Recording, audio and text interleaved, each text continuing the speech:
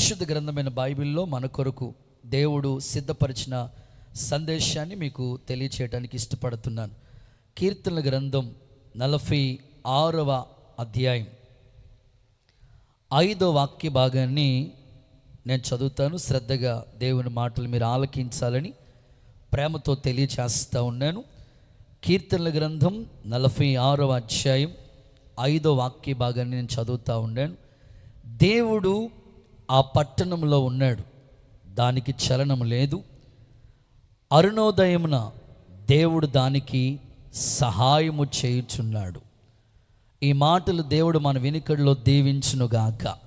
అందరూ చప్పట్లు కొడుతూ ఒకసారి యేసయ్యకి మహిమ చెల్లిద్దామా? ఓకే, ఒకసారి అందరూ ఈ మాట నాతో చెప్తారా? దేవుడు, గట్టిగా, దేవుడు ఆ పట్టణంలో ఉన్నాడు, దానికి చలనము లేదు. ఆమేన్. ఈ రాత్రి నేను మీకు చెప్పే సందేశం పేరు దేవుని పట్టణం. ఆమేన్ అనండి ఒకసారి గట్టిగా. పరిశుద్ధాత్ముడు ఈ రాత్రి మనందరికీ అవసరమైన ప్రాముఖ్యమైన మాటలు అందించునుగాక. ఈ కీర్తన కోరాహు కుమారులు రాసినారు. కీర్తన గ్రంథం చదువుతున్నప్పుడు దావీదు ఎక్కువగా కీర్తన గ్రంథం రాసినట్లుగా దావీదు కీర్తనలు ఎక్కువగా మనం చూస్తూ ఉంటాం. మోషే రాసిన కీర్తనలు ఉన్నాయి, సొలొమోను కూడా రాశాడు, అలాగే కోరాహు కుమారులు కూడా, ఆసాపు కూడా కొన్ని కీర్తనలు రాసినట్లుగా దేవుని లేఖనాల్లో మనం చూస్తూ ఉన్నాం. పరిశుద్ధ గ్రంథంలో ఇక్కడ ఒక చక్కని మాట రాయబడి ఉన్నది. దేవుడు ఆ పట్టణంలో ఉన్నాడు కనుక ఆ పట్టణానికి చలనం లేదు.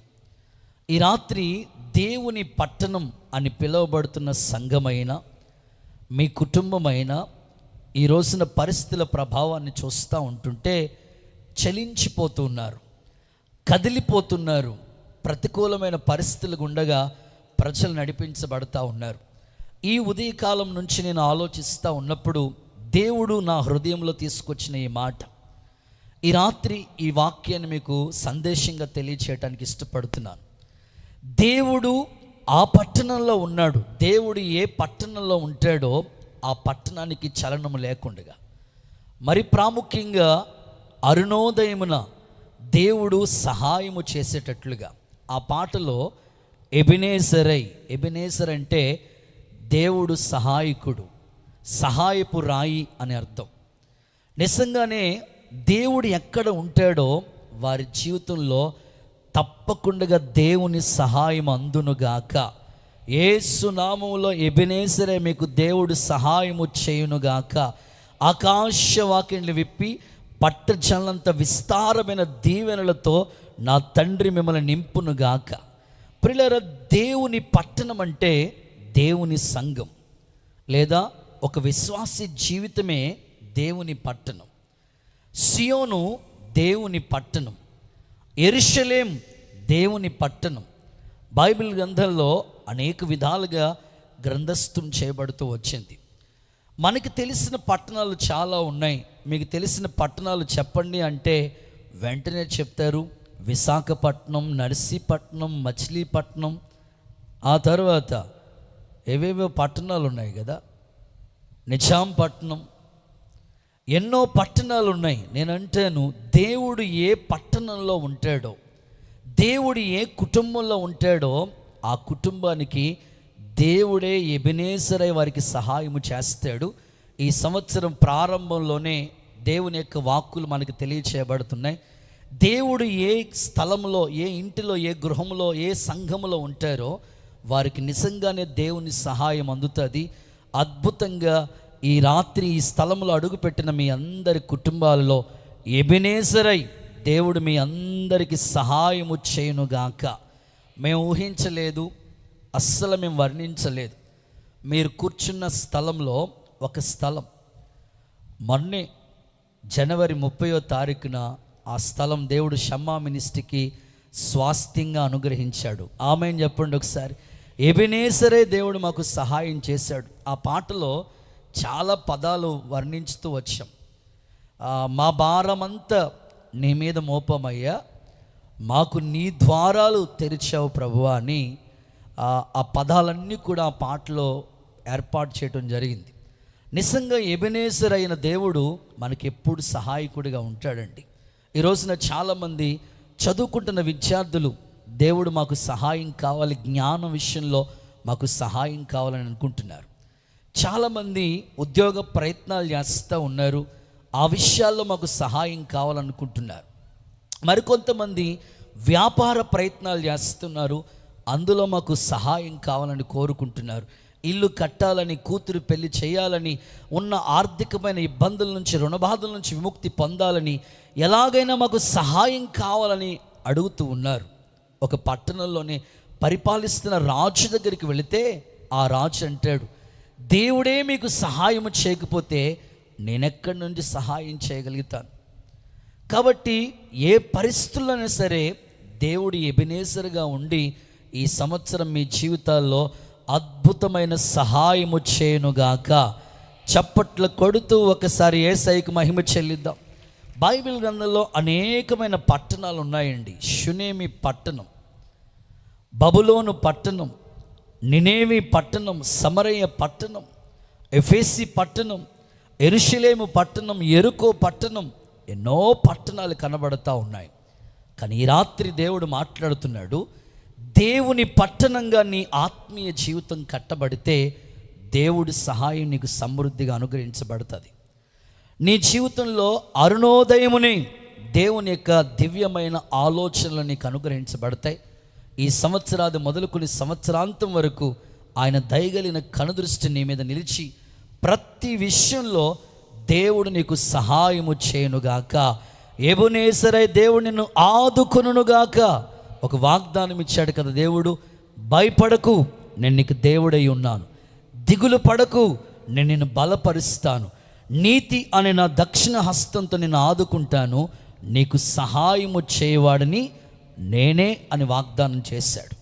భయపడనక్కర్లేదు, మరింత ఎక్కువ సహాయం నీకు కలుగుతుందని దేవుని వాగ్దానాలు ఎన్నో దాచి ఉంచారు.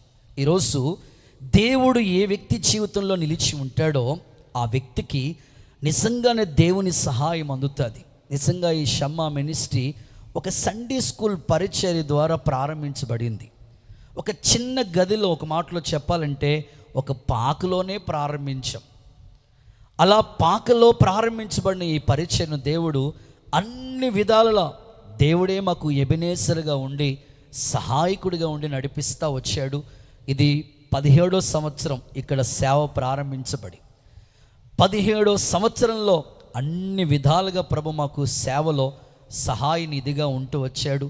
ఆయన దక్షిణ హస్తాన్ని చాపి, ఆయన బాహువుని చాపి, ఆయన గుప్పిళ్ళు విప్పి ప్రతి జీవి కోరిక నెరవేర్చినట్లుగా ఈ పరిచర్యకి అనేక విధాలుగా దేవుడు కృప చూపిస్తూ వస్తున్నాడు. నేను ఆశిస్తున్నాను, నేను నమ్మిన దేవుణ్ణే మీరు కూడా ఆరాధిస్తూ ఉన్నారు. ప్రభు మీద ఎవరు ఆధారపడతారో, దేవుని పట్టణంగా ఏ కుటుంబాలు కట్టబడతాయో వారికి తప్పకుండా దేవుడు సహాయం అందునుగాక.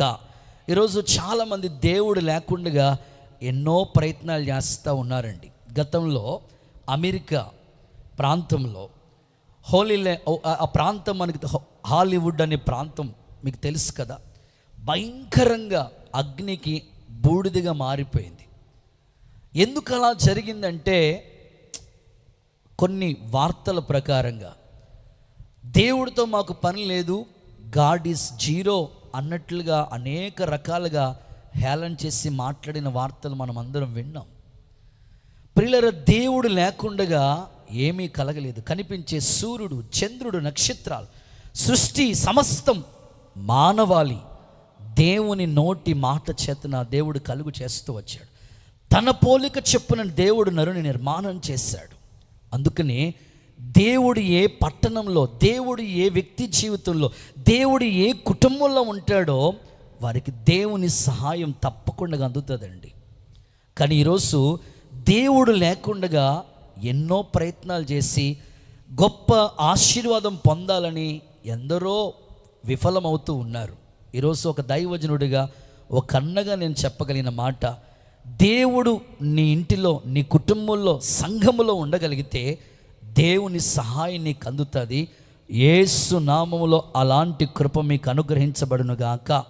చప్పట్లు కొడుతూ ఒకసారి యేసయ్యకి మహిమ చెల్లిద్దామా? ఒక చిన్న సందర్భం మీకు చెప్తాను ప్రియులారా. ఆ మధ్యకాలంలో ఒక చిన్న కొటేషన్ చదివాను. మీరు ఇలాంటి విషయాలంటే చాలా బాగా వింటారు, చెవి కోసుకుని మరీ వింటారు. ఆ కొటేషన్ ఎలా ఉందంటే నేను నోట్ చేశాను. Life is the visiting card. అంటే జీవితం అనేది విజిటింగ్ కార్డ్. అందరూ చదువుతూ ఉంటారు, అంతే కదండి. విజిటింగ్ కార్డులో ఏముందో మ్యాటర్ చదువుతూ ఉంటారు. లైఫ్ అనేది ఒక విజిటింగ్ కార్డ్ లాంటిదండి. Life is the visiting card. మరి wife is the memory card. దేవునికి స్తోత్రం. అంటే జ్ఞాపక శక్తి మీకు అసలు. అందుకే పెద్దోళ్ళు చెప్తూ ఉంటారు, దిండి దాసబాబయ్య గారు చెప్తూ ఉంటారు, ఈయనకి శ్రీమతి వచ్చిన తర్వాత ఉన్న మతంతా పోయింది అంటుంటాడు ఆయన. అన్నీ మర్చిపోతూ ఉంటారు వెంటనే. మీకు ఆల్రెడీ మతిమరుపు ఎక్కువ అండి బాబా, ఇదిగో తీసుకోండి, తీసుకురండి అని భార్య గుర్తు చేస్తూ ఉంటుంది. నిజమే కదా. Wife is the memory card, జ్ఞాపక శక్తి. ఆమె అన్నీ గుర్తు చేస్తూ ఉంటుంది. మీరు చాలా సీరియస్గా ఉన్నారు కాబట్టి తప్పక చెప్పదు. పెళ్ళైన కొత్తలోనంట చాలామంది పెద్దోళ్ళు చెప్తే నేను విన్నాను, 1 సంవత్సర కాలం వరకు భర్త ఏం చెప్తాడో భార్య వింటుందంట. బండెక్కు, ఎక్కుతుంది, దిగో, దిగుతుంది, కూర్చో, కూర్చుంటుంది. ఎప్పటి వరకు? 1 సంవత్సరం. అమ్మ జాగ్రత్తగా వినాలి. 1 సంవత్సర కాలం, వివాహమైన 1 సంవత్సరం భార్య భర్త మాట కంపల్సరీ వింటుందట. ఇక 2వ సంవత్సరానికి, వివాహమైన 2వ సంవత్సరానికి అడుగు పెట్టినప్పుడు భార్య ఏం చెప్తే భర్త అది ఖచ్చితంగా వినాలంట. ఎందుకంటే పాపో బాబో పుడతారు. అస్సలు మీకు మతిమరుపు ఎక్కువండి. టాబ్లెట్లు తీసుకురండి, టానిక్ తీసుకురండి, ఖచ్చితంగా చెప్పినట్లుగా ఆయన వినాలి. ఇక 3వ సంవత్సరం, పెళ్ళైన 3వ సంవత్సరానికి వచ్చినప్పటికంటే ఎంత విచిత్రంగా ఉంటుందంటే, వీళ్ళిద్దరూ మాట్లాడుకుంటూ ఉంటుంటే ఊరోళ్ళందరూ వింటూ ఉంటారు. తన్నడం మీ ఆయన బాగా తన్నడు, ఎందుకు తన్నడు? ప్రస్తుత కాలం కుటుంబ వ్యవస్థ ఎలా మారిపోయిందంటే అలా ఉంది. Wife is the memory card, జ్ఞాపక శక్తి ఆమె గుర్తు చేస్తూ ఉంటుందని. సో 3వది ఏంటంటే హస్బెండ్, మరి భర్త ఉన్నాడు కదా, husband is the ATM card. అంతే కదా, అంతే కదా. ఇప్పుడు షాపింగ్ మాల్కి వెళ్ళారు, సిఎంఆర్, అమలాపురంలో చాలా వచ్చినాయి కదా, చందన బ్రదర్స్, ఇంకేంటి కొత్తగా పెట్టారు కదా, చెప్పండి అమ్మా. సౌత్ ఇండియా, బాగా చెప్పావక్క. సౌత్ ఇండియా షాపింగ్ మాల్ తీసుకెళ్ళింది. అందరికి అన్నీ కొన్నది, అన్నీ కొన్నది, పిల్లలకు కొన్నది, అన్నీ కొన్నది. భర్త అడిగాడు, అందరికి అన్నీ కొన్నాను, నాకేది? ఇదిగోండి బిల్లు కట్టండి అని నా చేతిలో పెట్టింది. ఎంత గొప్ప దేవుడికి స్తోత్రం చెప్పండి ఒకసారి. అదే మరి husband is the ATM card. Ravi గారు ఏసు రక్తమేంచి ఏటీఎం కార్డ్, డబ్బులన్నీ కూడా అవి ఇవ్వాల్సిందే, భర్త ఇవ్వాల్సిందే. ఓకే. ఆ తర్వాత ఇంకోటి ఏమిటంటే ఇక mother and father is the pan card. చివరిది విచిత్రమైనది, చాలా important. But God is the Aadhaar card. చప్పట్లు కొడుతూ యేసయ్యకు ఒకసారి మహిమ చెల్లించండి. ఆధార్ కార్డ్ లేకపోతే ఏం జరుగుతుంది చెప్పండి. నేనంటాను, నీకెన్నున్నా ఆధారమైన దేవుడు లేకపోతే నీ జీవితం శూన్యమే. అందుకే ఆ పాటలో కూడా నా ఆధారం నీవే అని ఆ పదాలు ఏర్పాటు చేయడం జరిగింది. ఎబినేసరై నన్ను ఎడబాయకుండగా నువ్వు ఉన్నావు ప్రభువా అని. కాబట్టి దేవుడు ఏ పట్టణం, ఏ కుటుంబం, ఏ వ్యక్తి జీవితం, ఏ సంఘంలో ఉంటాడో ఆ పట్టణానికి చలనం ఉండదు. ప్రతి అరుణోదయం దేవుడు ఆ పట్టణానికి, ఆ వ్యక్తికి, ఆ కుటుంబానికి, సంఘానికి తప్పకుండా సహాయం చేస్తాడు. దైవజనుడిగా ఒక అన్నగా నేను కోరుకుంటున్నాను, ఈ ప్రాంగణంలో అడుగుపెట్టిన మీ అందరి కుటుంబాలకి దేవుని సహాయం సమృద్ధిగా అందునుగాక, దేవుడు మీకు సహాయము చేయునుగాక, దేవుని పట్టణంగా మీ కుటుంబాలు కట్టబడునుగాక దైవజనుడిగా నేను ఆశిస్తూ ఉన్నాను. అయితే నా ప్రశ్న, దేవుడు ఏ పట్టణంలో ఉంటాడో ఆ పట్టణానికి దేవుని సహాయం అందుతుందట. అయితే మరి దేవుడు ఏ పట్టణంలో ఉంటాడు? దేవుని పట్టణానికి ఎలాంటి లక్షణాలు కలిగి ఉంటుంది దేవుని పట్టణం? దేవుని పట్టణం అంటే దేవుని సంఘమే. సియోను దేవుని పర్వతం, దేవుని సంఘమే. యెరూషలేము పట్టణం దేవుని సంఘమే. ఇప్పుడు దేవుని పట్టణం అని పిలువబడుతున్న సంఘం ఎలా ఉండాలి, ఎలా ఉంటే దేవుని సహాయం నీకు అందుతుంది అనే ఆలోచన కలిగి దేవుని వాక్యం మీరు వినగలిగితే ఈ రాత్రి క్లుప్తంగా మూడు మాటలు, ముచ్చటగా మూడు మాటలు చెప్పి త్వరగానే నేను ముగిస్తాను. దేవుని పట్టణం, ఏ పట్టణంలో దేవుడు ఉంటాడో ఆ పట్టణానికి దేవుడి సహాయం అందుతుంది. దేవుని పట్టణం ఎలా ఉండాలని దేవుడు కోరుకుంటున్నాడు, అసలు ఏ పట్టణంలో దేవుడు ఉండాలని ఆశిస్తున్నాడు, నీ జీవితం దేవుని పట్టణంగా మార్చబడాలంటే నువ్వేం చేయాలో కొన్ని మాటలు, ముచ్చటగా 3 మాటలు చెప్పి ఈ సందేశాన్ని నేను ముగిస్తాను. ఓకే, నెంబర్ 1, దేవుడు ఏ పట్టణంలో ఉంటాడు అని అంటే చదువుదాం. పరిశుద్ధ గ్రంథమైన బైబిల్లో అపోస్తలుడైన పౌలు హెబ్రీయులకు రాసిన పత్రిక 11వ అధ్యాయం 10వ వాక్య భాగాన్ని చదవగా విందాం. అపోస్తలుడైన పౌలు హెబ్రీయులకు రాసిన పత్రిక 11వ అధ్యాయం 10వ వాక్య భాగాన్ని చదవగా విందాం. దేవుడు దేనికి శిల్పియు నిర్మాణకుడై ఉన్నాడో ఆ పునాదులు గల పట్టణం కొరకు అబ్రహాము ఎదురు చూసెను. ఆమేనని చెప్పండి. దేవుడు ఏ పట్టణంలో ఉంటాడు అనంటే మొదటి మాట పునాదులు గల పట్టణం. ఆమేనని చెప్పండి. అసలు ఆ దేవుని పట్టణం యొక్క ప్రాముఖ్యత ఏమిటి అనంటే ఆ పట్టణం ఎలాంటిదో తెలుసా? పునాదులు కలిగిన పట్టణం. బైబిల్ చెప్తుంది, దేవుడే అపోస్తలులు ప్రవక్తలు వేసిన ఆ పునాది మీద మీ జీవితాలు కట్టబడాలి. 12 ముత్యములు 12 గుమ్మములతో ఆ పట్టణాన్ని దేవుడు యెరూషలేముని నిర్మిస్తూ ఉన్నాడు. ఈ 11వ అధ్యాయం విశ్వాస వీరుల పట్టిక. ఇక్కడ దైవజనుడైన పౌలు అంటాడు, ఏమని తెలియజేస్తున్నాడంటే, దేవుడు దేనికి శిల్పియు నిర్మాణకుడై ఉన్నాడో ఆ పునాదులు గల పట్టణం కొరకు అబ్రహాం ఎదురు చూశాడు.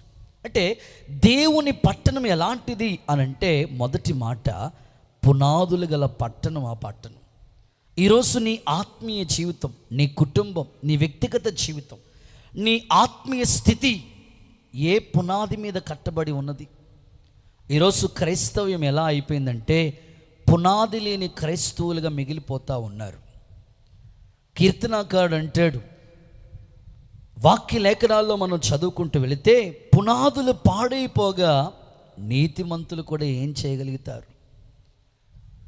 పునాదులు పాడైపోతుంది. ఒకప్పుడు అపోస్తలుల సేవ ఎంత అద్భుతంగా జరిగింది. పిఎల్ పరంజ్యోతి అయ్యగారు వారి యొక్క సేవలో ఒకసారి మనం గుర్తు చేసుకోవాలి. చాలామంది గొప్ప గొప్ప సేవకులు ఉన్నారు.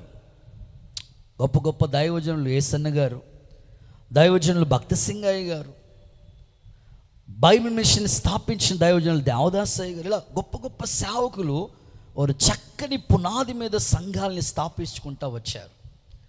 అపోస్తలులు ప్రవక్తలు వేసిన ఆ పునాది మీద ఏ సంఘం కట్టబడుతుందో, దేవుని పట్టణంగా ఆ సంఘం కట్టబడితే ఖచ్చితంగా ఆ పునాది కలిగిన సంఘముగా మన ఆత్మీయ జీవితం కట్టబడితే దేవుని సహాయం నీకు ఎప్పుడు అందుతుంది. దేవుడు నీకు ఆయన హస్తాన్ని ఎప్పుడు కొరచు చేయడు. క్రీస్తు యేసు మహిమలో మీ ప్రతి అవసరత దేవుడు తీరుస్తాడు. ఒక దైవజనుడిగా, ఒక అన్నగా, ఒక ఆత్మీయ తండ్రిగా నేను నుంచి కోరుకునేది ఏమిటంటే, నువ్వు ఏ పునాది మీద కట్టబడి ఉన్నావు? ఈరోజు చాలామంది విశ్వాసుల జీవితం ఎలా ఉందంటే అస్థిరంగా ఉంటున్నారు.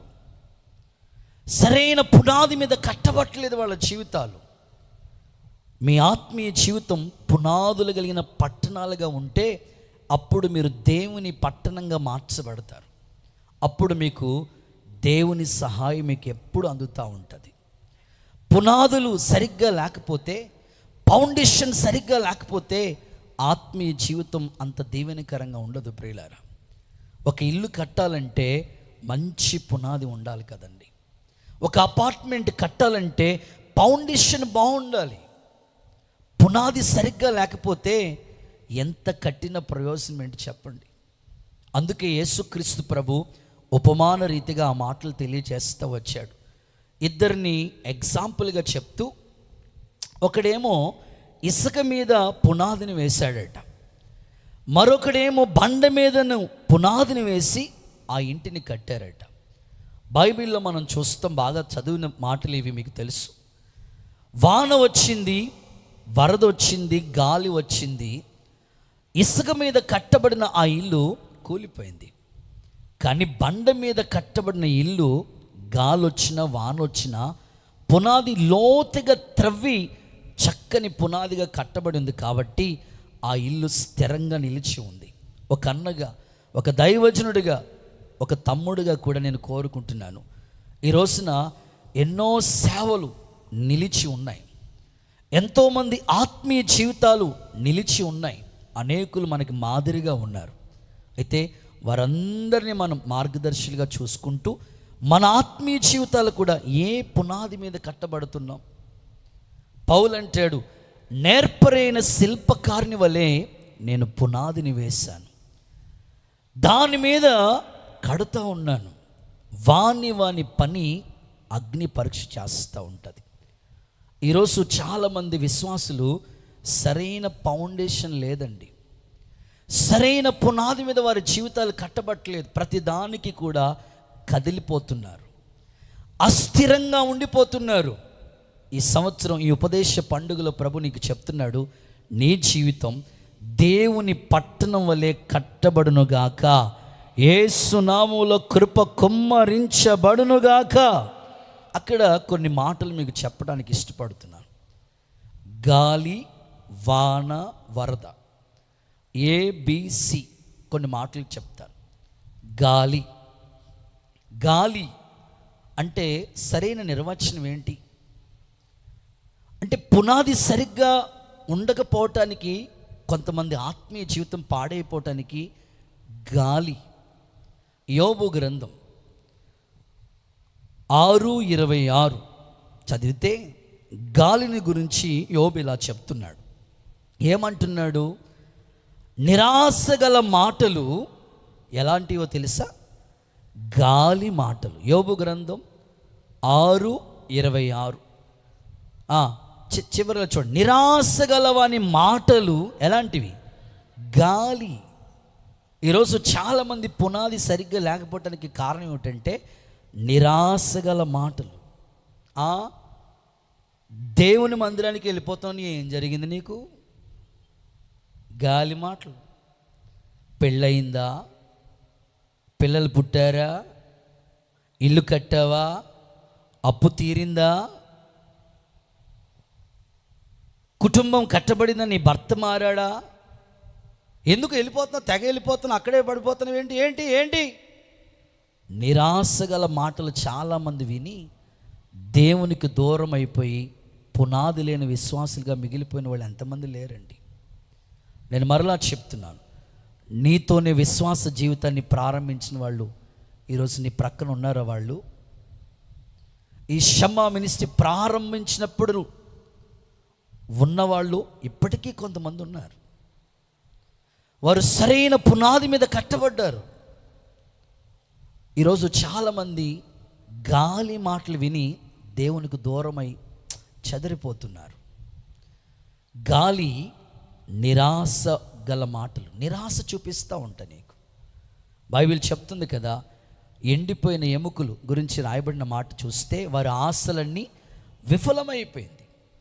ఈరోజు చాలామంది ఆశలు నిరాశలుగా మిగిలిపోతున్నప్పుడు నిరాశ గల వాళ్ళ మాటలు విని వాళ్ళ పునాది పాడు చేసుకుంటున్నారు. పద్దాక చర్చి దగ్గర ఉంటే నీకేం కలిసి వస్తుంది? పరిచర్య చేస్తున్నావు ఏంటి? నీకు కలిసి వచ్చేది ఏంటి? నిరాశ గల మాటలు ఈరోజు నీ జీవితాన్ని పునాది లేనివాడిగా చేస్తూ ఉన్నాయి. గాలి, నిరాశ గల మాటలు. అందుకే సాతానుగాడు చూడండి, తెగ భక్తి చేస్తున్నాడు. యోబు, ఎందుకో నువ్వు చుట్టూ కంచి వేశావు, అన్నీ ఇచ్చావు, అందుకే తెగ భక్తి చేస్తున్నాడు. ఒక్కసారి తీసేయి. ఈరోజు చాలామంది జీవితాన్ని నిరాశ కలిగించే ఆ మాటలే వాళ్ళ పునాదిని కూల్చేస్తున్నాయి. వాళ్ళ భక్తిలో స్థిరంగా లేకుండా, పునాది మీద నిలిచి ఉండగా ఆ గాలి మాటలే వాళ్ళ జీవితాన్ని నష్టపరుస్తున్నాయి. చూడండి బ్రదర్, మొన్నటి వరకు చర్చికి అందరికన్నా ముందొచ్చి పరిచర్య చేసేవాడు కదా, ఏ తమ్ముడా ఎందుకు రావట్లేదు పరిచర్య? బ్రదర్, ఒకప్పుడు పాటల పరిచర్యలో కొయ్యర్లో ఉండేవాడు కదా, ఎందుకు ఉండట్లేదు? బ్రదర్, ఒకప్పుడు ఎంతో ఆసక్తిగా ఉండేవాడు, ఏమైంది? గాలి మాటలు, నిరాశపరిచే మాటలు. ఎవరో చేదైన విత్తనం. ఏం జరిగిందని నువ్వు వెళ్ళిపోతున్నావు, ఏం జరిగిందని నువ్వు పరిచర్యలో ఉంటున్నావు అని నీ హృదయాన్ని ఎవరో నిరాశ కలిగించే మాటలు నీ జీవితానికి పునాది లేకుండా నీ జీవితం కూలిపోయేటట్లుగా చేసినాయి. ఈరోజు మరలా దైవజనుడుగా ఒక అన్నగా నీకు గుర్తు చేస్తున్నాను, నీ పునాది మరలా అపోస్తులు ప్రవక్తలు వేసిన పునాది మీద నీ జీవితం కట్టబడితే స్ట్రాంగ్గా స్థిరంగా నిలిచి దేవుని సహాయాన్ని నువ్వు పొందుదువుగాక. చేతులు పైకెత్తి ఒకసారి అందరూ ఆమేన్ అని చెప్పండి. అలాగే దేవుని సహాయాన్ని నువ్వు పొందుకోవాలని నేను కోరుకుంటున్నాను. వాన వాన వాన దేవుని దగ్గర నుంచి వచ్చే పరీక్షకు గుర్తు. పరిశుద్ధ గ్రంథంలో లేఖనాన్ని చూస్తే హోషేయ గ్రంథం 6:3 చూస్తే అక్కడ ఈ విధంగా రాయబడుతూ వచ్చింది, వర్షం వలె ఆయన మన యొద్దకు వచ్చును అనే మాట చూస్తాం. వర్షము వలె ఆయన మన యొద్దకు వచ్చి, అంటే దేవుడు ద్వారా వచ్చే కొన్ని పరీక్షలు ఉంటాయి. మనకి దేవుని ద్వారా వచ్చే కొన్ని పరీక్షలు ఉంటాయి. అబ్రహాము జీవితాన్ని చూస్తే దేవుడే అబ్రహాముని పరిశోధించారట. నేను సేవలోకి వచ్చిన తర్వాత ఎంత పోరాటాలు ఎదుర్కొన్నానంటే, సేవకు వచ్చిన తర్వాత సరిగ్గా 2007వ సంవత్సరంలో నేను సేవకు వచ్చాను. 2 సంవత్సరాలు సేవకుల దగ్గర అనేక అనుభవాలు నేర్చుకున్నాను. ఇటు ఏసన్న గారి దగ్గర, అటు మదనపల్లి రాజశేఖర అయ్య గారి దగ్గర చాలా అనుభవాలు సేవకుల దగ్గర నేర్చుకోవటం జరిగింది. ఆ తరువాత సేవకు దేవుడు అమలాపురానికి దర్శనమిస్తే సేవకని వచ్చాం. అక్క నేను కట్టు బట్టలతోనే సేవకు వచ్చాం. వచ్చిన కొద్ది రోజులకే మా నాన్నగారికి సడన్గా హార్ట్ స్ట్రోక్ వచ్చింది. నేను ఇంకా అప్పుడు సేవకులు కూడిక అయితే గుంటూరు వెళ్ళాను. రాత్రి ఫోన్ వచ్చింది, సీరియస్గా ఉంది అని. ఉదయకాలానికి వచ్చి చూసినప్పటికీ తండ్రి గారు లేరు. ఆఖరి చూపు చూసుకోవడానికి అవకాశం లేదు. కొద్ది కాలానికే మా అమ్మకి గాలి బ్లేడర్లో ఒక స్టోన్ లాంటి కణితి లాంటిది వచ్చి ఆమె కూడా ఈ లోకయాత్ర ముగించారు.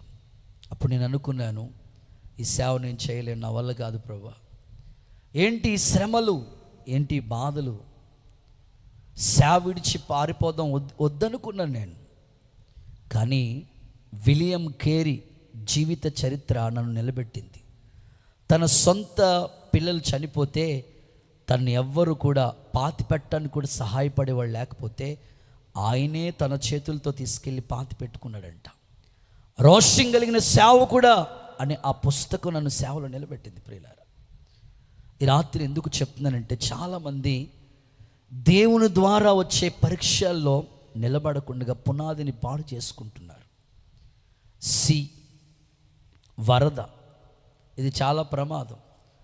విజయవాడనే ముంచేసింది, దేవుడికి స్తోత్రం. అంత ప్రమాదం. ఏంటయ్యా ఈ వరద? కీర్తనల గ్రంథం 18వ అధ్యాయం 4వ వచనం చూస్తే, భక్తిహీనులు వరద వలె పొర్లుచున్నారు. అంటే నీ పునాదిని పాడు చేసేవి గురించి కొన్ని మాటలు ఇక్కడ చెప్తూ, వాన, వరద, గాలి. వాన అంటే దేవుని దగ్గర నుంచి వచ్చే పరీక్ష. గాలి నిరాశ కలిగించే మాటలు. వరద భక్తిహీనులు, రక్తహీనత అని ఉంటుంది. ఉండటానికి ఇంత లావుగా ఉంటారు కానీ బ్లడ్ ఎంత ఉందో 4 గ్రాములే. చాలామంది భక్తికి బాగా కనబడుతున్నారు, చూస్తే భక్తిహీనులైపోతూ ఉన్నారు. ఆయన పేరు ఎవరెట్టారకి నాకు తెలియదండి. మా పెద్ద పాస్టర్ గారు చెప్తే విన్నాను. ఏం పేరయ్యా? యేసు పాదం. ఏ పాదం? మాట్లాడండి అయ్యా. నేను అనుకున్నాను, అయ్యగారులు ఇక్కడ చాలామంది ఉన్నారు, పాస్టర్ అన్నయ్యలు అందరికీ వందనాలు. ఎవరైనా యేసు పాదం అంటే యేసు ప్రభుకి 2 పాదాలు ఉంటాయి కదా, ఒక పాదం ఏంటి? మరి ఎవరు పెట్టారో మనకు తెలీదు. మా పెద్ద పాస్టర్ గారు చెప్తే విన్నాను, యేసు పాదం. మరేంది ఆయన పరిస్థితి? ఆయన చెప్పారు, పెద్ద ఆయన చెప్పారు. ఏమని మాట్లాడతారంటే, ఆయన పొరపాటును కూడా ప్రార్థన చేసుకోకుండా తాగడం. ఏ పాదం? యేసు పాదం. ప్రార్థన చేసుకుని తాగుతాడు. మరి ఎంత భక్తిహీనుడో ఒకసారి చూడండి. ఇంకా విచిత్రం, మెళ్ళో సిలువ ఉంటుంది. ఆ గ్లాసులో 3 సార్లు బాప్తిస్మం ఇస్తాడు. తండ్రి యొక్కయు, కుమారుని యొక్కయు, పరిశుద్ధాత్మ నామములో నన్ను పడిపోకుండా జాగ్రత్తగా తీసుకెళ్ళయ్యా. ఎంత భక్తిహీనుడో చూడండి. ఈరోజు చాలామంది భక్తిహీనులు అయిపోతున్నారండి. చాలా భక్తిహీనులు. వారి పునాది సరిగ్గా ఉండట్లేదు. మీకు ఇంకా బాగా అర్థమయ్యేటట్లుగా చెప్తాను. చేతుల పైకెత్తి ఒకసారి హల్లెలూయా చెప్పండి, హుషారుగా చెప్పండి. చాలామంది భక్తిహీనులు అయిపోతున్నారండి. పునాది పాడైపోతుంది. ఎంత దారుణంగా తయారైందంటే ఈ రోజున విశ్వాస జీవితం. బయలుదేరతాడు, చెప్తారు వాళ్ళ కుటుంబం కూడా, మా ఆయన అండి ఉదయకాలం దేవుడండి, మరి రాత్రి ఇక నేను చెప్పక్కర్లేదు, మీరు వినక్కర్లా. అంత దారుణంగా తయారవుతాడంట.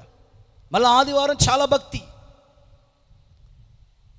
ఫుల్గా ఆన్ అయి తాగేసి వస్తూ ఉన్నాడు ఇంటికి. ఆ స్మెల్ కూడా తెలియకుండా ఉండాలని మిరపకాయ బజ్జీ తీసుకుని తింటా వస్తూ ఉన్నాడు. వాళ్ళ ఆవిడ పేరు లక్ష్మి, వాళ్ళ ఇంటి పక్క ఆవిడ పేరు మహాలక్ష్మి. తాగి ఫుల్ ఆన్ అయి వస్తూ ఉంటుంటే భార్య, వాళ్ళ ఇంటి పేరు, వాళ్ళ యొక్క భార్య లక్ష్మి డోర్ కొట్టడం మానేసి మహాలక్ష్మి డోర్ కొట్టాడు. ఎందుకంటే తాగిన మైకింగ్ కదా. కొడితే డోర్ తీసింది. తీయటంగానే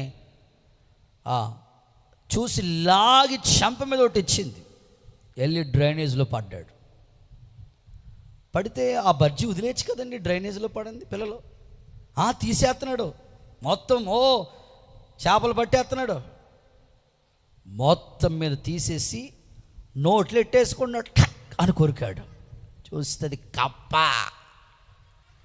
ఎందుకు ఆ పరిస్థితి? ఎందుకు? ఈరోజు ఎంతోమంది భక్తి చేస్తున్నారు కదండి, భక్తిహీనులు అయిపోతున్నారండి. ఈరోజు దేవుడు నీతో మాట్లాడుతున్నాడు. దేవుడు ఒక పట్టణంలో ఉన్నాడు, ఆ పట్టణానికి చలనం ఉండదు. దేవుని సహాయం ఆ పట్టణానికి అందుతుంది. ఈరోజు దేవుని పట్టణం ఎలా ఉందో తెలుసా? పునాదులు గల పట్టణం. నీ భక్తి వరదొచ్చిన, వానొచ్చిన, గాలి నిరాశపరిచే మాటలు.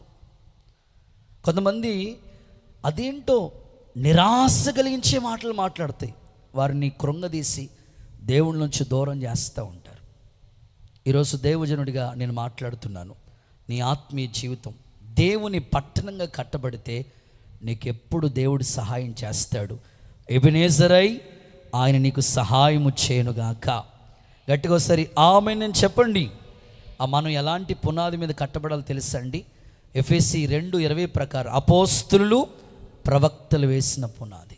అపోస్తులు అంటే ఎవరు? పంపబడిన వారు. ప్రవక్త అంటే ఎవరు? గద్దించేవాడు.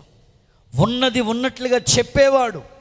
దావీదు రాజై ఉండొచ్చు, నాతాను ప్రవక్త వచ్చి చెప్తాడు కదా, ఆ మనుష్యుడు నీవే. ఏమండి, ఎలీషా ఎంత మంచి గొప్ప ప్రవక్త అండి. గేహజీ ఎక్కడికి వెళ్ళాడో ఉన్నది ఉన్నట్లుగా చెప్పాడు కదా. ఈ రోజుల్లో ప్రవక్తలు, రేపు ఒక ప్రవక్త రాబోతున్నారు, దేవునికి స్తోత్రం కలుగును గాక. ఆయన కంటిలోనే ఒక మహిమ కలిగిన అభిషేకం కనబడుతుంది. సంఘము, కుటుంబాలు అపోస్తులు, ప్రవక్తలు వేసిన పునాది మీద కట్టబడి దేవుని పట్టణంగా, పునాదులు కలిగిన పట్టణంగా నీ జీవితాన్ని కట్టుకోవటానికి దేవుడు కృపా సమృద్ధితో నింపునుగాక. రెండో విషయానికి వస్తున్నాను, సెకండ్ వన్. దేవుని పట్టణం ఎలాంటిది అంటే, ఒకటి పునాదులు గల పట్టణం. 2 కీర్తనల గ్రంథం 31వ అధ్యాయం 21వ వచనం చదువుకుందాం. కీర్తనల గ్రంథం 31:21.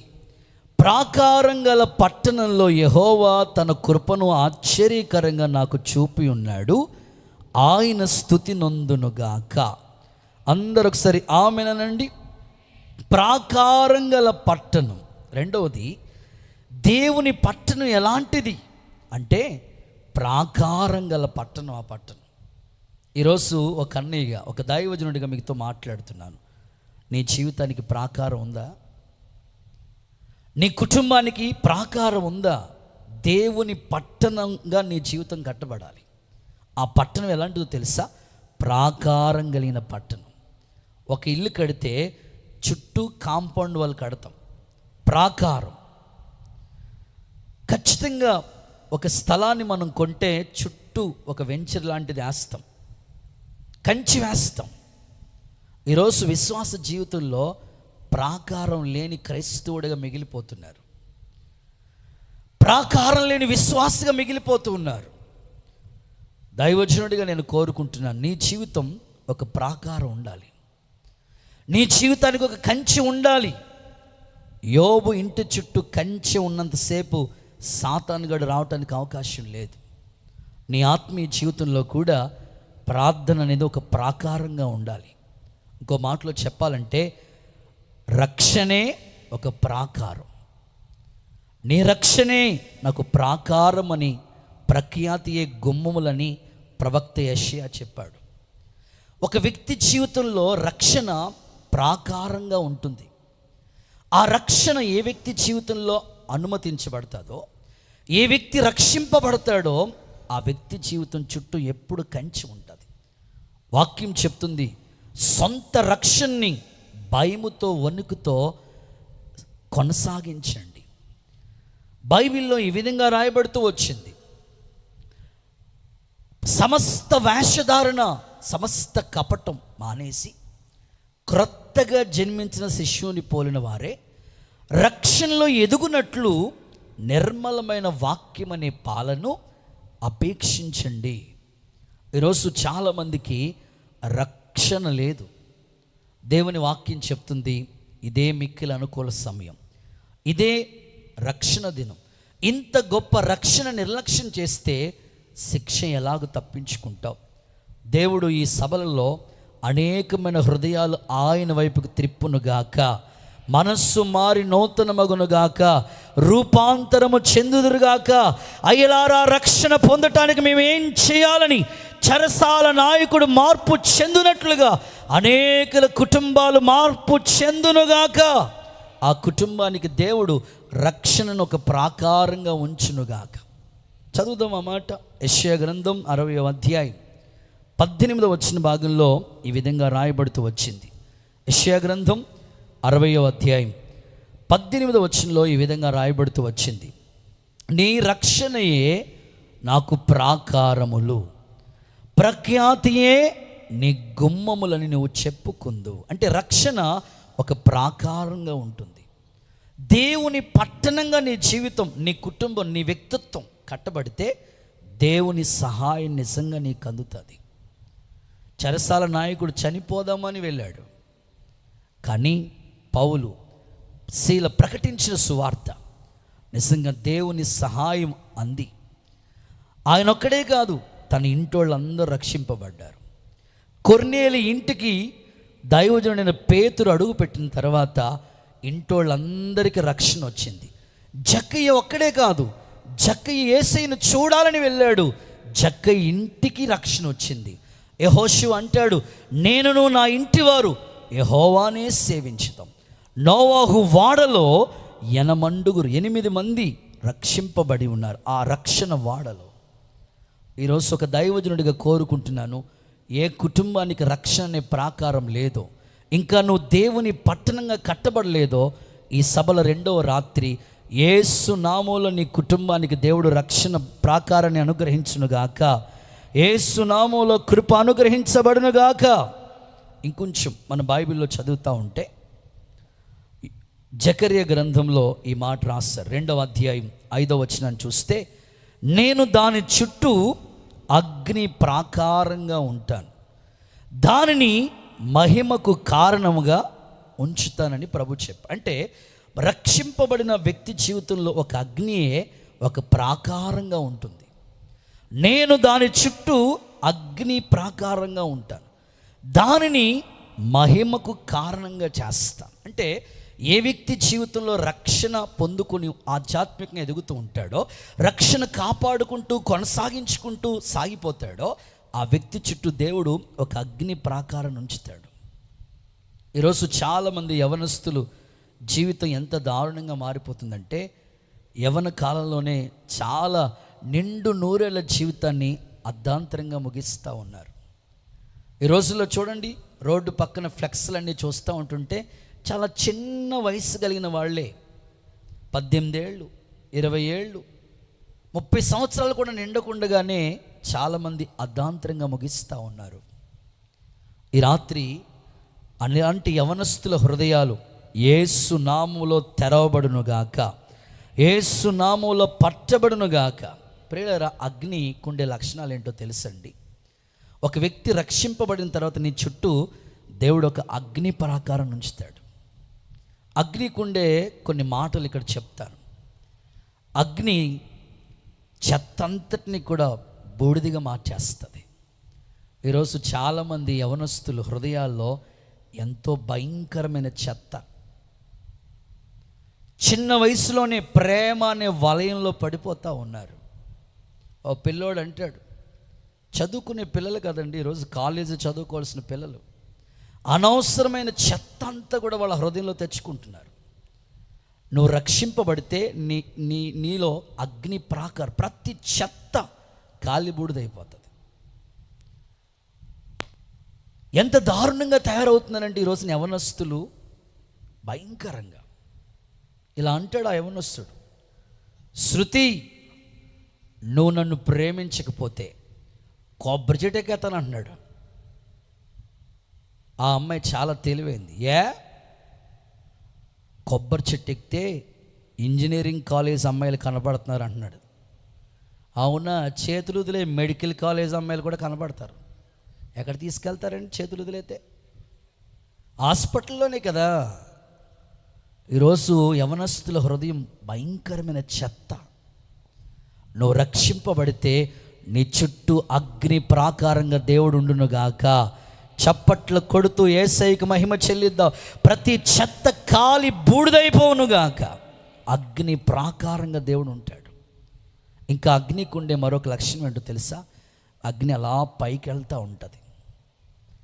అంటే నువ్వు రక్షింపబడిన తర్వాత నీ చుట్టూ అగ్ని ప్రాకారంగా దేవుడు ఉంటే పైనున్న వాటిని వెతుకుతావు. బైబిల్ చెప్తుంది కదా, క్రీస్తుతో కూడా మీరు లేపబడిన వారైతే పైనున్న వాటిని వెతుకుతారు. ఈరోజు భూ సంబంధమైన వారిగానే చాలామంది ఉన్నారు, రక్షింపబడ్డారు, కానీ భూ సంబంధమైన ఆశలే, భూ సంబంధమైన ఆలోచనలే. ఒక ముసలమ్మ అండి, పెద్ద ఆవిడే, 60 ఏళ్ళు వయసు ఉంటుంది. పెద్ద పాస్టర్ గారి దగ్గరకు వచ్చి ప్రార్థన సహాయం అడుగుతుంది. ఏమనో తెలుసా?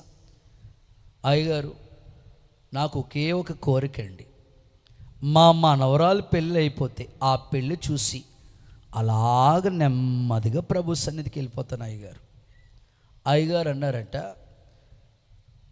మీ మనవరాలను తీసుకురా, ప్రార్థన చేస్తాను, పెళ్ళి అవుతుందిలే అంటే, అదేనండి ఆశ. మనవరాలు అప్పటికే 60 ఏళ్ళ వయసు వచ్చేసింది. భూ సంబంధమైన ఆశలు చూడండి. 60 ఏళ్ళు వయసు వచ్చింది, మనవరాలు పెళ్లి చూడాలి. తీసుకురమ్మా, ప్రార్థన చేస్తాను, త్వరగా మనవరాలు పెళ్ళి అయిపోతుంది అంటే ఆమె అంటది ఉయ్యాల్లో ఉన్నదండి. అప్పుడు ఉయ్యాల్లో ఉన్న అమ్మాయి ఎప్పుడు ఎదుగుతుంది, ఎప్పుడు పెళ్ళి అవుతుంది అంటే ఇంకా అంటే భూ సంబంధమైనవే.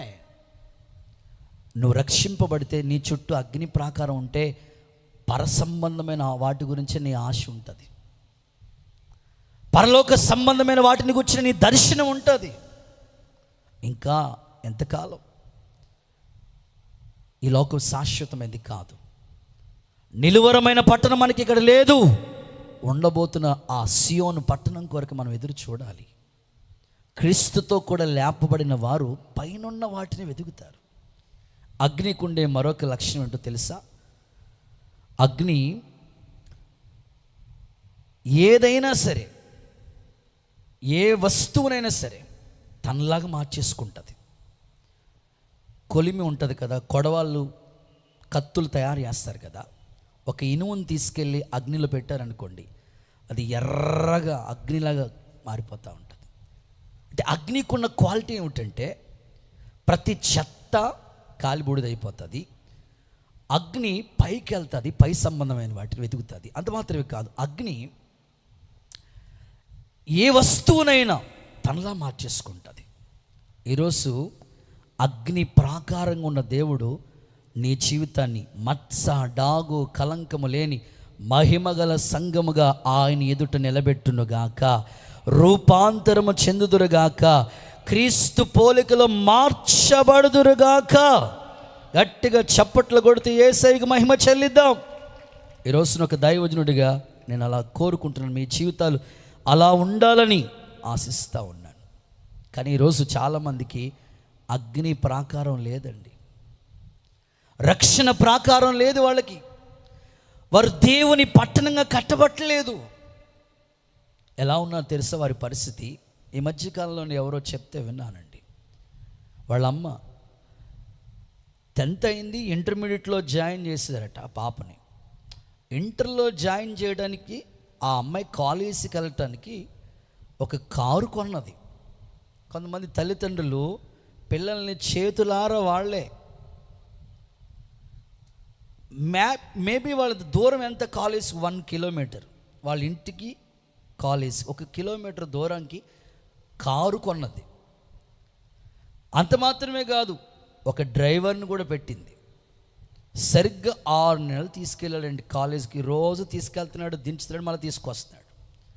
ఇక 7వ నెల వచ్చినప్పటికీ ఆ అమ్మాయి లేదు, కారు లేదు, తీసుకెళ్ళటమే అట్టే తీసుకెళ్ళిపోయాడు. ఈ రోజున చాలామంది ప్రాకారం లేని పట్టణాలుగా ఉంటున్నారు, ప్రాకారం లేని విశ్వాసులుగా ఉంటున్నారు. దేవుడు నీ జీవితాన్ని గురించి మరలా చెప్తున్నాడు. నీ చుట్టూ రక్షణ అనే ప్రాకారం, అగ్ని ప్రాకారంగా దేవుడు నిలిచి ఉండి దేవుని పట్టణంగా నువ్వు కట్టబడుదువుగాక. చదువుకునే పిల్లలందరికీ ఒక అన్నయ్యగా నేను ఎప్పుడు చెప్తా ఉంటాను. మా ఇంట్లో మా తల్లికి మేము 4 పిల్లలం, పోటీగా చదువుతూ ఉండేవాళ్ళం. మా అక్క కృపక్క 10th క్లాస్ స్కూల్ ఫస్ట్ వచ్చింది. ఇంటర్మీడియట్లోకి వచ్చినప్పుడు కాలేజీ ఫస్ట్. ఇక్కడే అమలాపురం ఎస్కేబర్ కాలేజీలో చదివింది మా అక్క డిగ్రీ. చదువు అంటే చాలా ఇంట్రెస్ట్గా మా ఇంట్లో అందరూ తల్లిదండ్రులు అంత ప్రోత్సహిస్తూ ఉండేవారు. నాకు 4 మామూలు అందరూ మంచి స్థాయిలో ఉన్నారు. మేము వాళ్ళని గోల్గా పెట్టుకుని ఇలా చదవాలనుకునేవాళ్ళం. అలాగే చదివాం. దేవుడు సేవ పిలిపిస్తే సేవకు వచ్చాం. ఈరోజు చాలామంది యవనస్తులకి ఒక అన్నయ్యగా నేను చెప్పేది ఏంటంటే, గోల్ లేకుండా భవిష్యత్తు, నిండు నూరేళ్ల భవిష్యత్తుని చేతులారా పాడు చేసుకుంటున్నారండి. మంచిగా చదువుకోవాల్సిన సమయంలోనే ఆ చదువు మీద దృష్టి లేకుండా సెల్ ఫోన్ అని, ఫ్రెండ్స్ సర్కిల్ అని వాళ్ళు అనవసరమైన వాటిలో ఇరుక్కుంటూ ఉన్నారు. ఆ తమ్ముడు పద్యం విచిత్రంగా రాసుకున్నాడు, స్టేటస్ పెట్టుకున్నాడు. ఇప్పుడు అందరికీ స్టేటస్ వచ్చింది కదండి. బిర్యానీ తింటే దాన్ని ఫోటో తీసి స్టేటస్. పోనీ మనం ఏమైనా తిందామా, స్క్రీన్ షాట్ తీసుకుంటే బిర్యానీ, ప్రతిదీ స్టేటస్. ఫోన్లో పెట్టుకోనివ్వండి. ఆ పిల్లోడి స్టేటస్ ఎలా ఉందంటే నేను చక్కగా నోట్ చేసి పెట్టాను. ఏంటంటే ఆ పిల్లోడు పెట్టుకునే స్టేటస్, ఉప్పు కప్పు రంబు బుక్కు పోలిక నుండు. ఏ పోలికలో ఉందంట? బుక్కు పుస్తకం పోలికలో ఉందంట. మ్యాటర్ విప్పు చూడు మెంటల్ ఎక్కు చుండు, నోట్స్ విప్పు చూడు నిద్ర వచ్చి చుండు, ఎంత చదివినా ఎక్కలేదు విశ్వదాభిరామ, ఈసారి కూడా ఫెయిలే మామా. ఓరి నాయనో, ఎలాగ అయిపోయిందో చూడండి పిల్లల చదువులు. ఈ రోజున చాలామందికి ప్రాకారం లేదండి.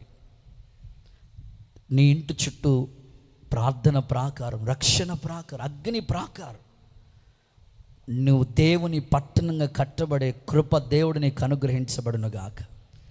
చివరి మాట, ఆఖరి మాట చెప్పేసి మీకోసం ప్రార్థిస్తాం. చదవండి.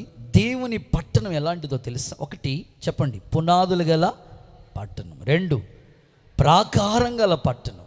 3వ మాట, ఎఫెసీయులకు రాసిన పత్రిక 2వ అధ్యాయం 19వ వాక్య భాగాన్ని చదువుకుందాం. ఎఫెసీయులకు రాసిన పత్రిక 2వ అధ్యాయం 19వ వాక్య భాగం. కాబట్టి మీరు ఇక మీదట పరజనులను పరదేశులనే ఉండక పరిశుద్ధులతో ఏక పట్టణస్థులను దేవుని ఇంటి వారై ఉన్నారు. చాలు. 3వది, ఏక పట్టణం అంటే బ్రాకెట్లో ఐక్యత గల పట్టణం. దేవుడు నిర్మిస్తున్న ఆ పట్టణం లేదా నీ జీవితం. 2-3 నా నామమున కూడి ఉంటే వాళ్ళ మధ్యలో ఉంటానన్నాడు దేవుడు. 2 మధ్యలో దేవుడు నిలిచి ఉంటాడు. అసలు దేవుడు ఉండే చోటే ఐక్యత ఉన్న చోటు. సహోదరుల ఐక్యత కలిగి నివసించుట ఎంత మేలు, ఎంత మనోహరమని అందరం చదువుతూ ఉంటాం. సాధ్యమైతే మనుషులందరితో మనం ఐక్యతగా కలిగి ఉండాలి. బైబిల్ చెప్తుంది ఏక స్వరం, ఏక తాత్పర్యం, ఏక భావం, ఏక మనస్సు, ఏక స్వరం. ఇంకా లేఖనాల్లో మనం చదివితే ఏక జనం, ఏక అభిప్రాయం. మన దేవుడు ఎవరో తెలుసా? తండ్రి, కుమార, పరిశుద్ధాత్మ, త్రియేక దేవుడు. సో మీ జీవితం ఎప్పుడు కూడా ఐక్యత. అంటే ఇందులో కొన్ని మాటలు చెప్తాను. ఏక పట్టణంగా దేవుని ఇంటిగా మనం కట్టబడుతున్నాం. అంటే సంఘం అనే దేవుని పట్టణం, కుటుంబం అనే దేవుని పట్టణం, నీ వ్యక్తిగత జీవితమే దేవుని పట్టణంగా నువ్వు కట్టబడాలంటే ఐక్యత. ఐక్యతలో ఎంత దీవెన ఉందో తెలుసా? లేఖనాల్లో మనం చూస్తాం, ఒక్కడు 1000 మందిని తరుముతాడు. మరి 2 జనరల్గా మన లెక్క వస్తే 2 కలిస్తే 2000 మందిని తరవాలి. కానీ బైబిల్ సూత్రం ఏమిటంటే, ఒక్కడు 1000 మందిని తరిమితే 2 10,000 మందిని తరుముతాడు. అంటే ఐక్యతలో అంత ఆశీర్వాదం దాచిపెట్టాడు. ఫస్ట్ నీ ఆత్మీయ జీవితం, దేవునికి నీకు మధ్యలో ఏ అడ్డుగోడ ఉండకూడదు. నువ్వు దేవునితో మొదట సమాధానపరచబడాలి. మొదట నీవు దేవుడికి నీకు మధ్యలో ఏ అడ్డుగోడ ఉండకూడదు. మొదట దేవునితో నీకు ఐక్యత, దేవునితో నీకు చక్కని బంధం ఉండాలి. దేవుని లేఖనాల్లో అనేక సందర్భాలు మనం చూస్తాం. అబ్రహాం చూడండి, అబ్రహామా అన్న వెంటనే దేవుడు అద్భుతంగా, దేవుడు అనేక సందర్భాలు అబ్రహాము దేవుడు మధ్యలో ఎంత ఆత్మీయ అనుబంధం. ఈరోజు చాలామంది జీవితాల్లో దేవునితో ఒక అనుబంధం ఉండటం లేదు. ఆ తర్వాత సేవకుల మధ్యలో కూడా యూనిటీ. ఈరోజు ఎంతమంది సేవకులు ఇక్కడికి వచ్చారు, వారందరిని బట్టి నిజంగా గనులైన సేవకులు, వారికి నిజంగా హృదయపూర్వక వందనాలు తెలియచేస్తూ ఉన్నాను. ఈ చిన్న సేవను ప్రేమించే వాళ్ళు చాలా బిజీ, ప్రయాసపడుతూ ఉంటారు. సేవకుల మధ్యలో ఉన్న ఐక్యతను బట్టి నేను దేవుణ్ణి స్తుతిస్తూ ఉన్నాను. ఈ రోజుల్లో సేవ పరిచర్య ఎలా మారిపోయిందంటే, సేవకుల మధ్యలో ఐక్యత చెడగొడతా ఉన్నారు సాతానుడు. ఆ మధ్యకాలంలో ఎక్కడో కోటానికి వెళ్ళాను, ఇలా వాక్యం చెప్పమని మైక్ ఇచ్చారు నాకు. వాక్యం స్టార్ట్ చేస్తూ ఉంటుంటేనే 2 గొట్టాలు ఇలా కట్టాడు ఒక ఆయన. వినపడతా ఉంది. నేను అక్కడ పాస్టర్ గారికి పిలిచి చెప్పాను, అయ్యా అక్కడ వాక్యం, ఇక్కడ వాక్యం చెప్తుంటే 2 గొట్టాలు నాకు వినబడుతున్నాయి, ఈ మాటలు ఏమి నాకు వినబడట్లేదు అని అంటే, అయ్యగారండి 2 గొట్టాలు కట్టండి, 4 గొట్టాలు కట్టను అన్నాడు ఈయన. ఇంకెక్కడ ఉందండి ఐక్యత? ఏదైనా మీటింగ్ జరుగుతూ ఉంటుంటే మనకెందుకులే అనే అనుభవం అనేక స్థలాల్లో మనం చూస్తున్నాం. నాకు ఎప్పుడు అనిపించిందండి, సేవ అంటే, నన్ను మొన్న మారేడుమల్లి తీసుకెళ్ళారు. నాకు అనిపించింది, అదే ఫస్ట్ టైం నేను చూడటం. అక్కడ ఆ ప్రాంతం చూసినప్పుడు ఒక హృదయంలో ఒక భారం వచ్చేసింది. చాలా ఏజెన్సీ ప్రాంతాలు చాలా ఉన్నాయి, సేవ లేని ప్రాంతాలు. ఖచ్చితంగా షమ్మా మినిస్ట్రీస్ తరపున ఎవరో ఒకరిని అక్కడికి పంపించాలనిపించింది నాకైతే. దేవునికి స్తోత్రం చెప్పండి. ఒకవేళ దేవుడు నాకు దర్శనం ఇచ్చాడు కనుక ఇక్కడికి వచ్చాను. ఒకవేళ నాకు దర్శనం ఇచ్చుంటే నేనే వెళ్తాను.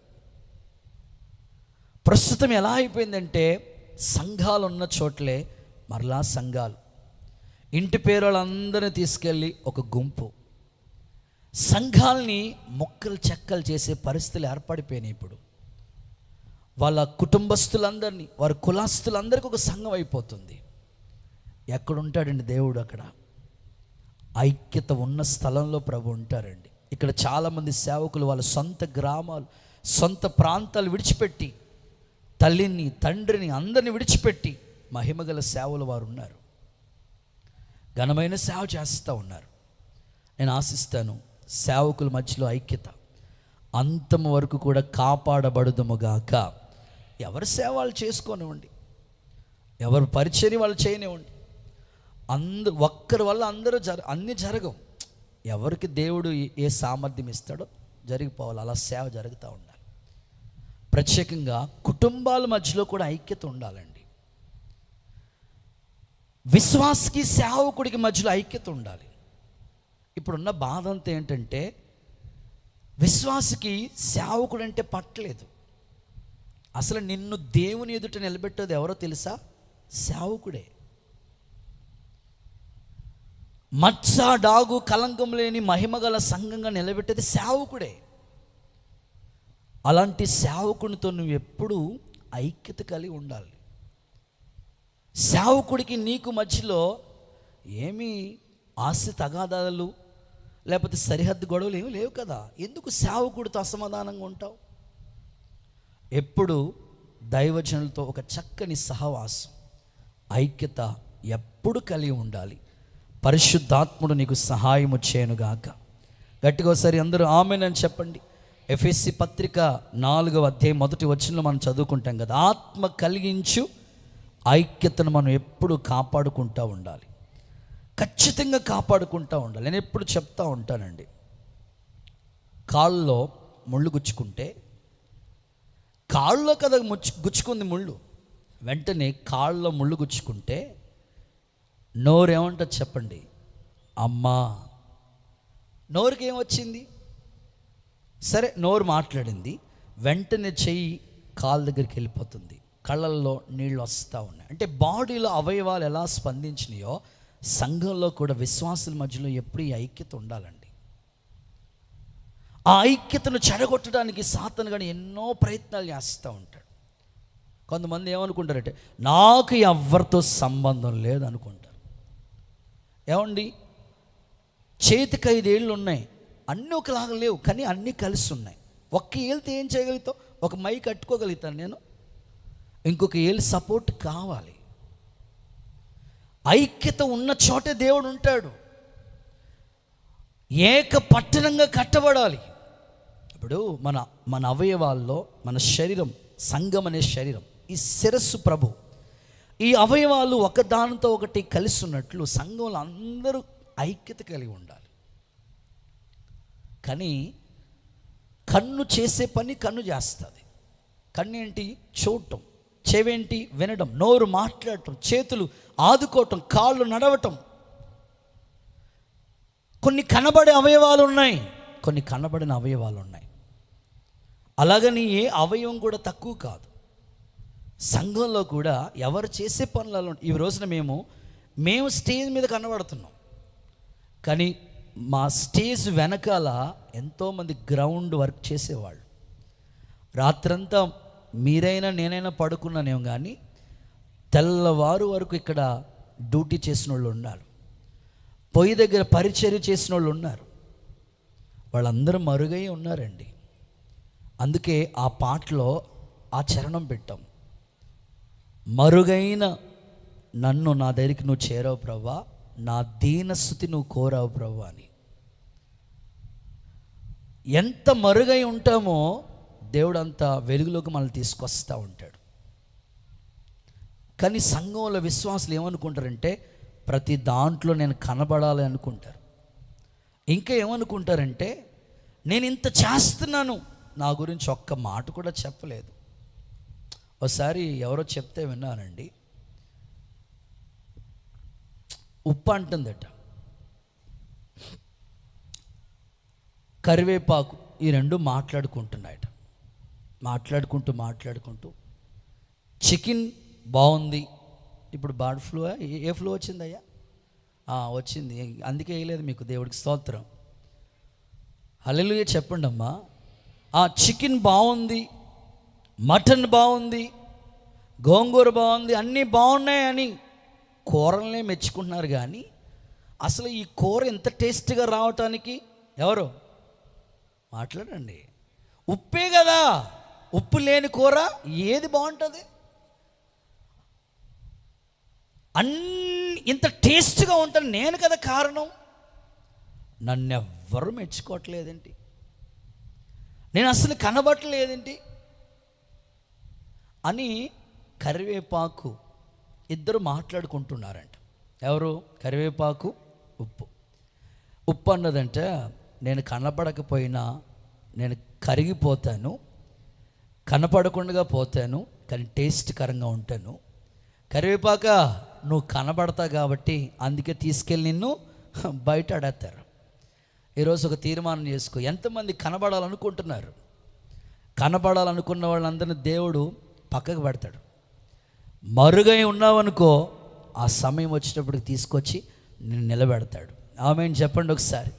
చాలా సంవత్సరాలు, 17 సంవత్సరాలు సేవలో మేము అడుగుపెట్టి, ఏ రోజు మేము పాట పాడాలని, క్యాసెట్ చేయాలని, ఆ కొత్త పాట చేయాలి, మాకు ఆ తలంపు లేదు, ఆలోచనే లేదు. కానీ కృపకు చెప్పారు, ప్రార్థన చేసి దేవుడు షమ్మా మినిస్ట్రీకి ఒక దర్శనం ఇచ్చాడు. మినిస్ట్రీలో చక్కని పాటలు రాయబోతారు మీరని. ఆమేన్ చెప్పండి. చక్కని సంగీతం దేవుడు మనకు అనుగ్రహిస్తాడని. కానీ దేవుడు మహాకృప, మేము మరుగై ఉన్నాం. దేవుడు ఆ పాటల ద్వారా ఆయన వెలుగులోనికి తీసుకొచ్చాడు. అంత సమస్త మహిమ దేవునికే కలుగునుగాక, సమస్త ఘనత మహిమ దేవునికే కలుగునుగాక. చేతుల పైకి ఒక్కసారి ఆమేన్ అని చెప్పండి. ఖచ్చితంగా నీవు మరుగై ఉండు. ఈరోజు ఈ పరిచర్లో ఎంతోమంది ఎన్నో విధాలుగా సహాయపడుతున్నారు, చాలా ప్రయాసపడుతున్నారు. కొన్నిసార్లు నేను ఎవరి పేరు చెప్పను, కానీ వాళ్ళు దేవునికి మరుగై ఉంటున్నారు. ఆ సమయం వచ్చినప్పుడు దేవుడు వాళ్ళని వాడుకుంటూ ఉన్నాడు. పరిశుద్ధాత్ముడు మీ జీవితంలో కూడా అలాంటి గొప్ప కార్యాలు జరిగించునుగాక. చేతులు పైకి ఒక్కసారి హల్లెలూయా, హుషారుగా హల్లెలూయా. తప్పకుండా నీ జీవితం ఐక్యత కలిగిన పట్టణంగా, ఏక పట్టణంగా దేవుడు చేయబోతున్నాడు. అలాంటి ఆశీర్వాదంతో తిరిగి నిన్ను ఇంటికి పంపించునుగాక, కృప విస్తరింప చేయునుగాక. దైవజనులు చెప్పిన మాట, సేవకులకి ట్రాన్స్ఫర్ జరుగుతూ ఉంటుంది. ఒక చోట ఉంచరు, ఎందుకంటే భారం తగ్గిపోతుందని ట్రాన్స్ఫర్స్ జరిగిస్తూ ఉంటారు. కొత్త ప్రాంతానికి వెళ్తే మరింత భారం వస్తుందని. ఒక కొత్త సేవకుడు బ్రాంచ్ సంఘాలకి వెళ్ళారట. వెళితే అక్కడున్న స్థానిక విశ్వాసులు ఎప్పటి నుంచో ప్రయాసపడ్డారు. వాళ్ళు, అయ్యగారు ఈ మందిరం ఎలా కట్టారంటే దీనికి కారణం ఏంటో తెలుసా అని A to Z ఆ మందిరాన్ని గురించి అన్ని వివరాలు ఆ సేవకుడితో వాళ్ళు పంచుకుంటున్నారట. అయ్యగారు ఈ చర్చి, ఈ స్లాబ్ వేశారు కదా, ఈ స్లాబ్కి సిమెంట్ బత్తాలు ఎవరు ఇచ్చారనుకున్నారు? నేనే అని ఆయన పరిచయం చేసుకున్నాడట. సరే బాబు, దేవుడు నేను దీవించును గాక అన్నారట పాస్టర్ గారు.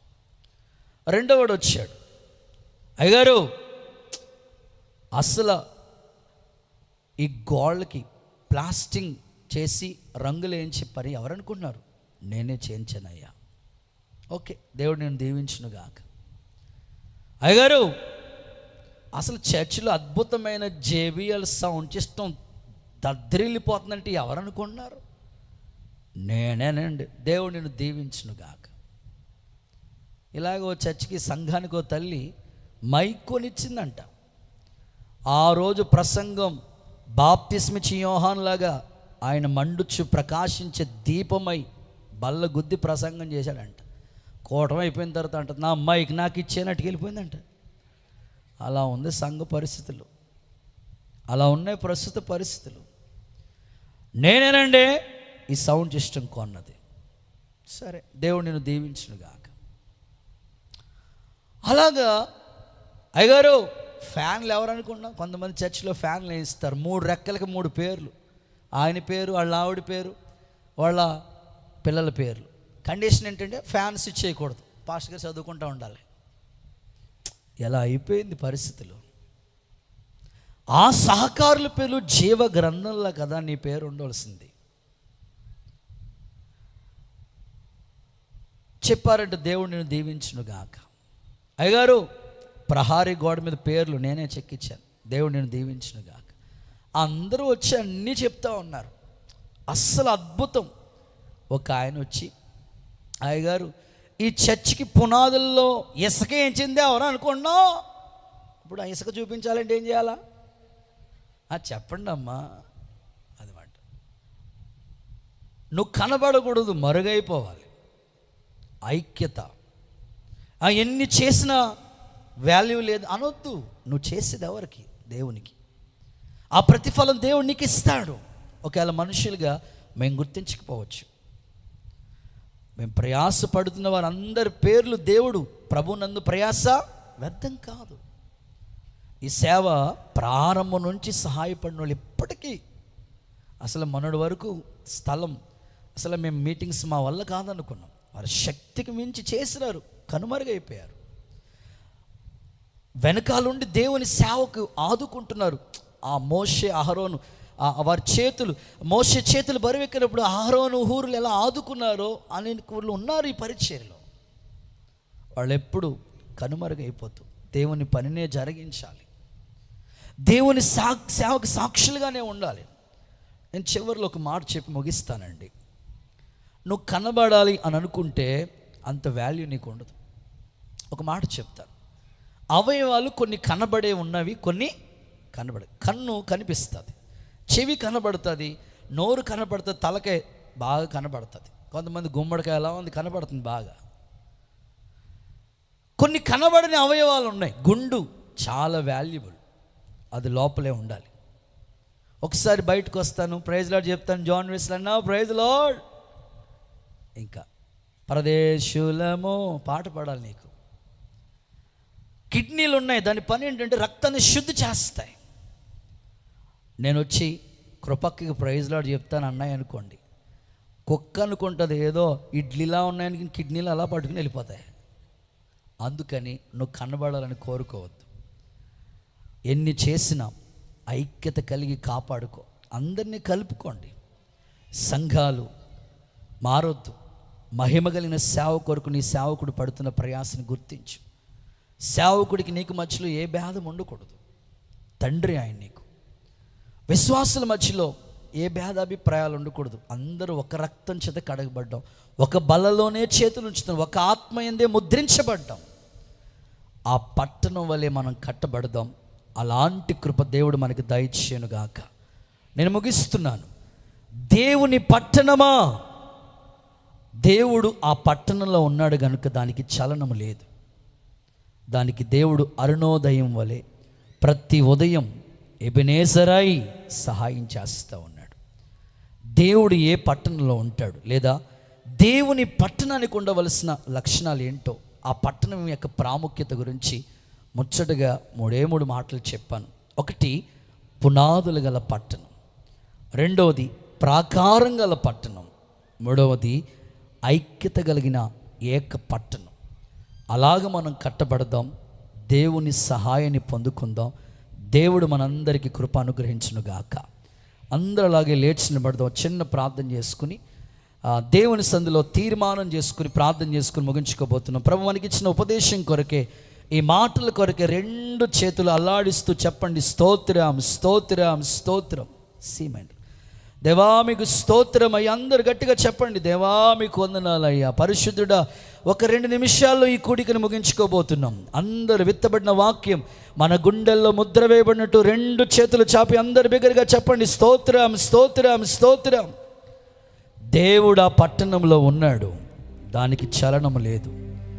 ప్రతి అరుణోదయం దేవుడు సహాయం చేయబోతున్నాడు. ఈ సభలలో దేవుని సహాయం నీకు పొందినట్లుగా దేవుడు కృప చూపించబోతున్నాడు. అందరూ చప్పట్లు కొడుతూ యేసయ్యకు ఒకసారి మహిమ చెల్లించండి. ప్రభువా, ఎబెనేజరై మాకు సహాయము చేయండి అయ్యా. నువ్వు దేవుని పట్టణంగా కట్టబడాలి. దేవుడు ఏ పట్టణంలో ఉంటాడో ఆ పట్టణానికి చలనం లేదు. ఆయన సహాయం ఎప్పుడు నీకు అందుతుంది. ప్రభువా, నా జీవితం దేవుని పట్టణం యొక్క ప్రాముఖ్యత ఏంటో తెలుసా? ఆ పట్టణానికి పునాది ఉంది. మరి ఈరోజు నీ ఆత్మీయ జీవితానికి ఏ పునాది మీద కట్టబడుతున్నావు? ప్రార్థించుకో. ప్రభువా, పునాది కలిగిన పట్టణంగా నా జీవితాన్ని కట్టండి అయ్యా. వానొచ్చిన, వరదొచ్చిన, గాలి వచ్చిన చెదిరిపోకుండా, కదిలిపోకుండా స్థిరంగా నిలపండి. ప్రాకారం కలిగిన పట్టణం రక్షింపబడాలి, అగ్ని ప్రాకారంగా కట్టబడాలి. ప్రార్థన చేసుకోండి. ప్రభువా, నా జీవితాన్ని అలా కట్టు నాయన. ఏక పట్టణం. దేవుడు సియోను పట్టణాన్ని నిర్మిస్తూ ఉన్నాడు. కుటుంబం, సంఘం, సేవకులు అందరూ ఐక్యత కలిగి ఆ రాజ్యంలో ప్రవేశించబోతున్నాం. తీర్మానంతో ప్రార్థన చేసుకుందామా? స్వరమెత్తి అడుగుదామా? దేవుని పాదాల దగ్గర స్వరమెత్తి 2 చేతులు చాపి దేవుడు నీకు సహాయము చేసినట్లుగా చేతులు చాపి స్తోత్రం చెల్లిద్దాం.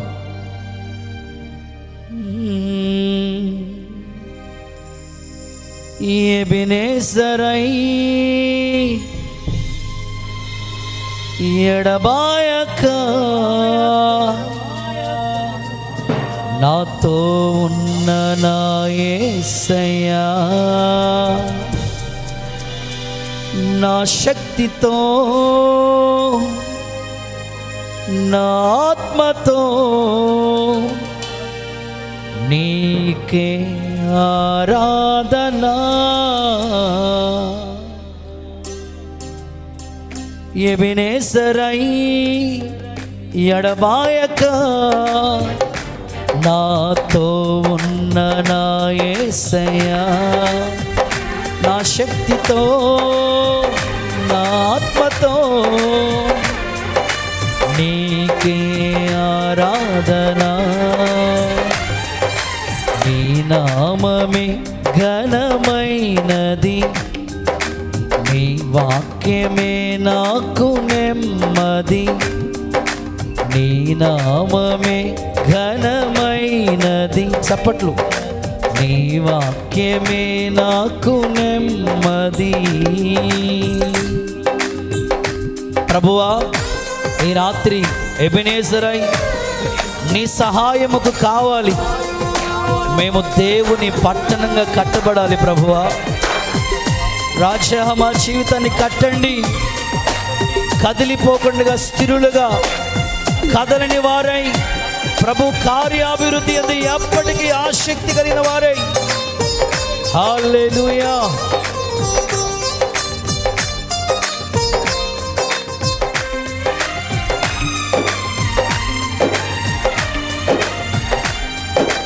అరుగైన నాదరి చేరావయ్యా, నా దీన స్తుతినే కోరావయ్యా.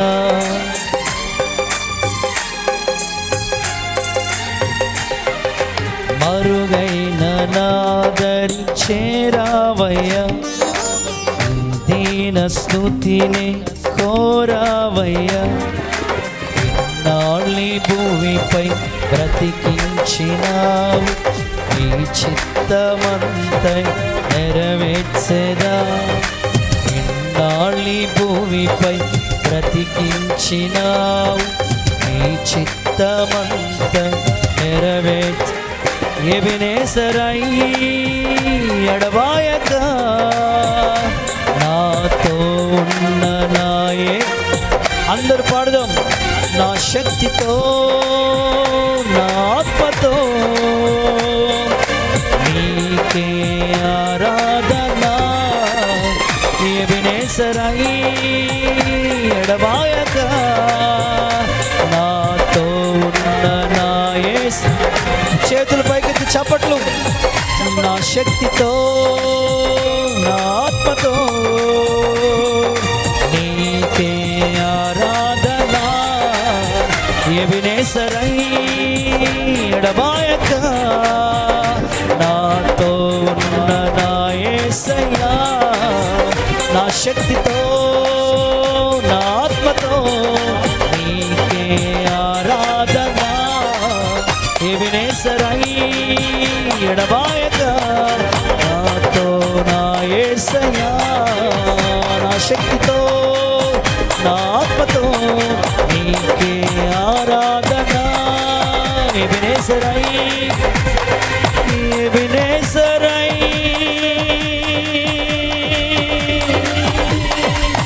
యేసయ్యా.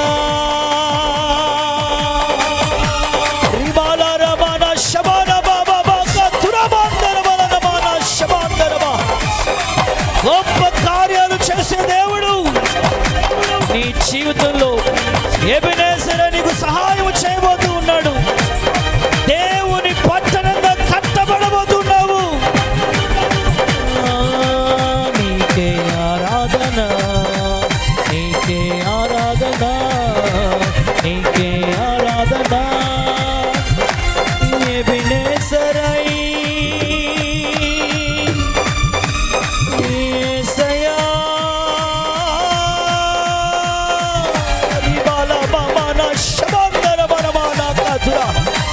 ప్రభువా, అరుణోదయమునే మీకు సహాయం మాకు ఇవ్వండి.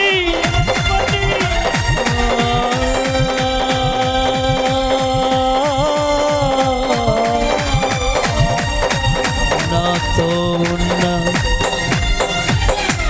నా యేసయ్యా.